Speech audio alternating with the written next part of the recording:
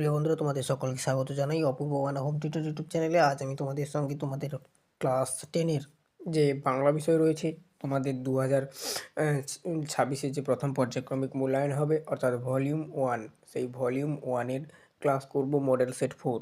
এর আগে আমরা 3টি মডেল সেট করে দিয়েছি এবং পর্ষদ প্রশ্নপত্রের ক্লাস করে দিয়েছি। না দেখে থাকলে প্লেলিস্টের মধ্যে পাবে।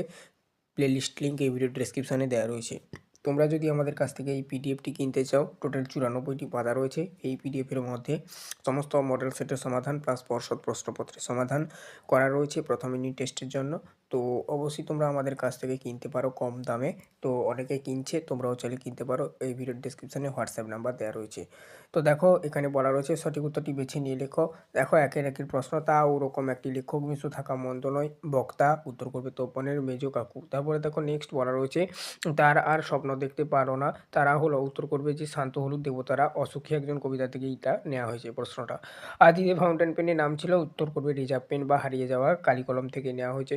আর হচ্ছে রিজার্ভ পেনের আর এক নাম হচ্ছে যেটা ঝর্ণা কলম, সেটা মনে রাখবে। তারপর দেখো নেক্সট হচ্ছে বন্ধুগণ আমার কথা শুনুন। এখানে বন্ধুগণ হলো উত্তর করবে সম্বোধন পথ, এটা ব্যাকরণ থেকে নেওয়া হয়েছে।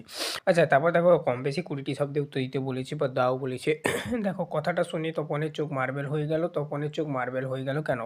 তপন জানতো লেখকরা আকাশ থেকে পড়া কোনো জীব নয়, সাধারণ মানুষ। কিন্তু তার নতুন মেসোমশাই যে একজন আহ, মানে জলজান্ত লেখক, এটা শুনেই বিস্ময় তপনের চোখ মার্বেল হয়ে গিয়েছিল। ছড়ানো রয়েছে কাছে দূরে, কি ছড়ানো রয়েছে? আচ্ছা, এই প্রশ্নটার উত্তর দেখে নাও। শঙ্কর আয় আরও বেঁধে বেঁধে থাকি কবিতায় প্রতিকূল পরিস্থিতির মধ্যে শিশুদের মৃতদেহ বা তাদের সব দেহ কাছে দূরে ছড়িয়ে থাকার কথা বলা হয়েছে। সে জানতো না কার কি না জানার কথা বলা হয়েছে।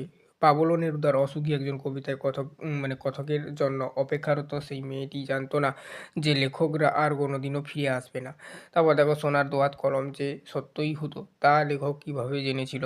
শ্রীপন্থ রচিত হারিয়ে যাওয়া কালিকলম প্রবন্ধে লেখক জেনেছিল যে শুভ ঠাকুরের বিখ্যাত সংগ্রহের কথা শুনে এবং পরবর্তীকালে নিজের অভিজ্ঞতা। তির্যক বিভক্তি কাকে বলে? দেখো, যে বিভক্তি একাধিক কারকে ব্যবহৃত হয় তাকে তির্যক বিভক্তি বলে। যেমন এই বিভক্তি কর্তা, কর্ম, অধিকরণ সব ক্ষেত্রেই বসতে পারে। প্রযোজ্যকর্তা কাকে বলে? মূল কর্তার প্রেরণা যে ব্যক্তি কাজটি সম্পন্ন করে তাকে প্রযোজ্যকর্তা বলে। যেমন মা শিশুকে চাঁদ দেখাচ্ছেন, বাক্যে শিশু হলো প্রযোজ্যকর্তা। কম বেশি 60 শব্দে উত্তর দাও। পৃথিবীতে এমন অলৌকিক ঘটনাও ঘটে, কার মনে কেন এমন ভাবনার উদয় হলো? আশাপূর্ণা দেবীর জ্ঞানচক্ষু গল্পের প্রধান চরিত্র তপনের মনে এরকম ভাবনার উদয় হয়েছিল। কারণ কি? তপনের কাঁচা হাতের লেখা গল্পটি যখন তার লেখক মেসোমশাই সহায়তার সন্ধ্যা তারা পত্রিকায় ছাপানো হয়ে আসে, তখন নিজের নাম ছাপানো ছাপা অক্ষরে দেখে তপনের কাছে তা অলৌকিক বা অবিশ্বাস্য মনে হয়েছিল। আমাদের ইতিহাস নেই, কে কেন এই কথা বলেছে, দেখে নাও উত্তরটা।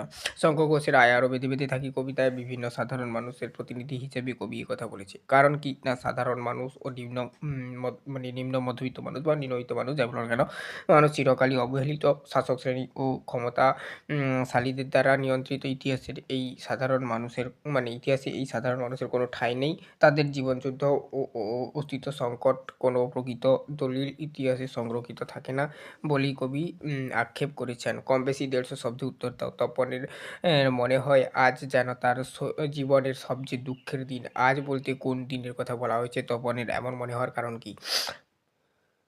তো দেখো, এই প্রশ্নটার উত্তর কি লিখবে? প্রসঙ্গ আশাপূর্ণা দেবীর জ্ঞানচক্ষু গল্প থেকে নেওয়া আছে। উত্তর দেখো, আজ বলতে সেই দিনটির কথা বলা হয়েছে যেদিন তপনের লেখা গল্পটি সন্ধ্যাতারা পত্রিকায় ছাপা অক্ষরে প্রকাশিত হয়ে তার হাতে পৌঁছালো আর কি।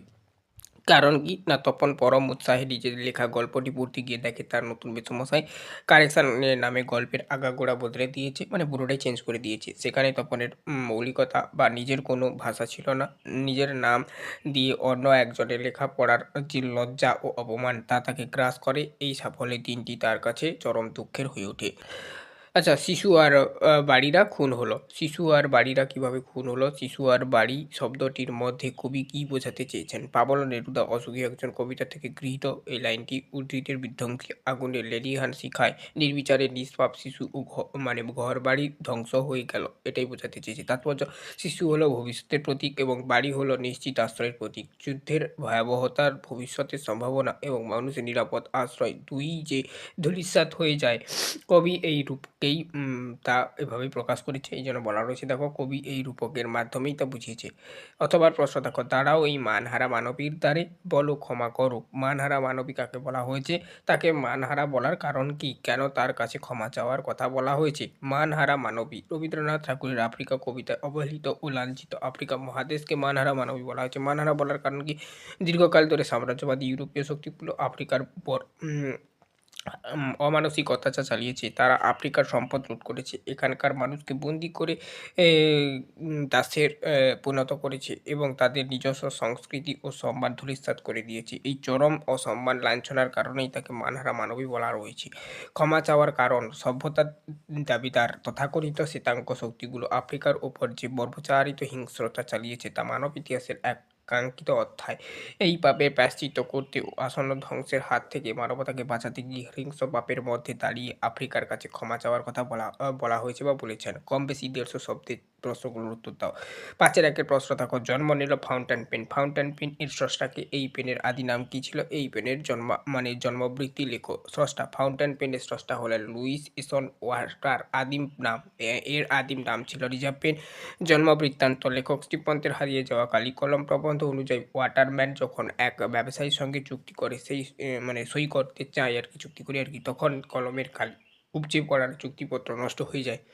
দ্বিতীয়বার চুক্তিপত্র নিয়ে এলে অন্য এক ব্যবসায়ী সেখানে সই করে যান। এই বিড়ম্বনা থেকেই মুক্তি পেতে তিনি এমন এক কলম আবিষ্কারের শপথ নেন যাতে কালি জমা থাকবে। এভাবেই জন্ম হয় ফাউন্টেন পেনের। আশ্চর্য সবই আজ অবলুপ্তির পথে। কোন জিনিস আজ অবলুপ্তির পথে? এই অবলুপ্তির কারণ কি? অবলুপ্তির বিষয় শ্রীপন্থ অর্থাৎ নিখিল সরকার রচিত হারিয়ে যাওয়া কালি কলম। প্রবন্ধ অনুযায়ী লেখক এখানে বাঁশের কঞ্চি বা খাগের কলম, দোয়াত কালি এবং হাতের লেখা পাণ্ডুলিপির ঐতিহ্যের কথা বলেছেন। বর্তমান যুগে এই প্রাচীন লিখন পদ্ধতি ও সরঞ্জামের কথাই তিনি অবলুপ্তির পথ উল্লেখ করেছেন। পথে বলে অবলুপ্তির পথে বলে উল্লেখ করেছেন আর কি। অবলুপ্তির কারণ, বিজ্ঞানের অগ্রগতি। আধুনিক বিজ্ঞানের যাত্রায় বলপেন বা ডট পেনের ব্যাপক প্রচলন প্রাচীন দোয়াত কলমের প্রয়োজনীয়তা কমিয়ে দিয়েছে কম্পিউটারের ব্যবহার। বর্তমানে লেখির কাজ মূলত কম্পিউটার কিবোর্ডের মাধ্যমে সম্পন্ন হয়। টাইপিং আসার ফলে হাতের লেখা সেই শিল্প ও কলম দুই গুরুত্ব হারিয়েছে। সময়ের অভাব, কঞ্চি কেটে কলম বানানো বা বাড়িতে কালি তৈরি করা ছিল অনেক সময়ের ব্যাপার। বর্তমান ব্যস্ততার যুগে সস্তায় বাজারে কলম পাওয়া যায়। মানুষ কষ্ট করে আর কলম বা কালি তৈরি করতে চায় না। তারপর দেখো সভ্যতা আমাদের জীবনকে সহজ করলে ও পুরনো দিনের এই আবেগ ও নান্দিকতাকে বিলুপ্ত করে দিয়েছে। কম বেশি ১৫০ শব্দে একটি প্রশ্নের উত্তর দাও। আজ বারুনি কি? সেদিন গঙ্গার ঘাটে যে দৃশ্য দেখা গিয়েছিল তা নিজের ভাষায় লেখো। বারুনি, দেখো এখানে দেখো একটু স্পেলিংটা তোমরা ঠিক করে নেবে। স্পেলিংটা একটু মিস্টেক হয়ে গেছে, বারুনি করে নেবে। তারপরে দেখো নেক্সট বলা আছে, মতি নদীর কোন উপন্যাসে বাবু বারুনি, আচ্ছা বারুনির আর এক নাম কিন্তু বাবুনি। এই জন্য বলা হয়েছে, দেখো বাবুনি কি? মতি নদীর কোন উপন্যাসে বাবুন বলতে গঙ্গাঘাটের প্রচলিত একটি প্রথাকে বোঝানো হয়েছে। এটি মূলত বারুনি উৎসবের অপ্রাংশ। এই তিথিতে গঙ্গার উৎসর্গ করা হয় এবং পুণ্য স্নান করা হয়। গঙ্গার ঘাটের দৃশ্য। বারুনি বা বাবুনি উৎসবে গঙ্গার ঘাটে উপচে পড়া ভিড় লক্ষ্য করা যায়। পুণ্যার্থীরা গঙ্গায় স্নান করে জোয়ারে ভেসে আসা কাঁচা আম সংগ্রহ করার চেষ্টা করতো বা করে থাকে। ঠিক আছে? ঘাটের সিঁড়িতে বসে থাকা অসংখ্য মানুষ এবং চারিদিকে একটা উৎসবের আমেজ থাকে। এই ভিড়ের মধ্যেই কীর্তিসিংহ লক্ষ্য করে যে এক কৃষক মেয়ে, অর্থাৎ যে কিনা কনি, সে গঙ্গায় ভাসমান আম সংগ্রহ করার জন্য লড়াই করছিল। অর্থাৎ স্রোতের সঙ্গে আর কি। তার এই আম ধরার জেদ এবং জলের সঙ্গে লড়াই করার ভঙ্গি ক্ষিতীশকে মুগ্ধ করে। ৬-২ দেখো প্রথম দিকে লীললোহিত বিদ্রোহী হয়েছিল। লীললোহিতকে তার বিদ্রোহের কারণ কি? এইভাবে বিদ্রোহের পরিসমাপ্তি মানে কীভাবে বিদ্রোহের পরিসমাপ্তি ঘটে। পরিচয়: মতি নদীর কোনি উপন্যাসে লীললোহিত বা লীলা হলো ক্ষিতি সিংহের ভাইপো। সে এক সময় সাঁতার শিখত। বিদ্রোহের কারণ: ক্ষিতি সিংহ অত্যন্ত কঠোর, সুশৃঙ্খলভাবে সাঁতার শেখাতেন। তার দেওয়া কঠিন ডায়েট চার্ট, দিনের পর দিন রুটিন মাফিক অনুশীলন এবং কঠোর পরিশ্রম সহ্য করতে না পেরেই নীলু তার কাকুর বিরুদ্ধে বিদ্রোহী হয়ে উঠেছিল। সে এই একঘেয়ে ও কষ্টকর জীবন থেকে মুক্তি চেয়েছিল।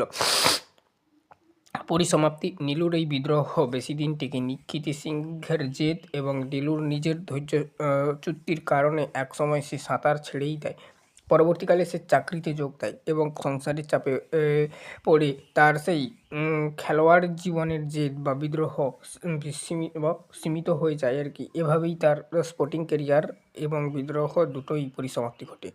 এবারে দেখো ইটুবি অর্থাৎ ইংলিশ টু বেঙ্গলি যে বঙ্গানুবাদটা রয়েছে সাথে দেখে নাও। Man is a social animal, he can not live alone, no person can be happy without having science friends, but selfish persons fail to make a real friendship because to get love you must give love in return।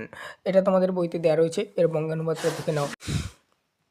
তো দেখো এটার যে বাংলা মানেটা চলিত গদ্যে অনুবাদরা: মানুষ সামাজিক জীব, সে একা বাস করতে পারে না। অকৃত্রিম বা আন্তরিক বন্ধু ছাড়া কোনো মানুষই সুখী হতে পারে না, কিন্তু স্বার্থপর ব্যক্তিরা প্রকৃত বন্ধু করতে ব্যর্থ হয়, কারণ ভালোবাসা পেতে হলে বিনিময়ে ভালোবাসা দিতে হয়। এটুকুই তোমাদের বাংলা অনুবাদটা। এই ছিল টোটাল তোমাদের মডেল সেট 4 এর সমস্ত প্রশ্ন এবং তার উত্তরের সমাধান। এরপরের দিন আমরা মডেল সেট 5 যারা পিডিএফ নিচ্ছ না তোমাদের জন্য এরকম ফ্রিতে ক্লাস করে দিচ্ছি। অবশ্যই তোমরা স্ক্রিন থেকে লিখে নাও আর কি করবে। আর যারা পিডিএফ নিতে চাইছো অবশ্যই কম দামে আমাদের কাছ থেকে কিনতে পারো। এই ভিডিওর ডেসক্রিপশনে হোয়াটসঅ্যাপ নাম্বার দেওয়া আছে, হোয়াটসঅ্যাপে যোগাযোগ করবে। সমস্ত সাবজেক্ট পাবে 10ম শ্রেণীর A to Z পিডিএফ এরকমই আমাদের কাছ থেকে কম দামে, ঠিক আছে? তো হোয়াটসঅ্যাপে যোগাযোগ করো। আজ অবধি চ্যানেলে নতুন থাকলে সাবস্ক্রাইব করো, বেল আইকন ক্লাব সেভ রাখো ফ্রিতে ক্লাসগুলো পাওয়ার জন্য।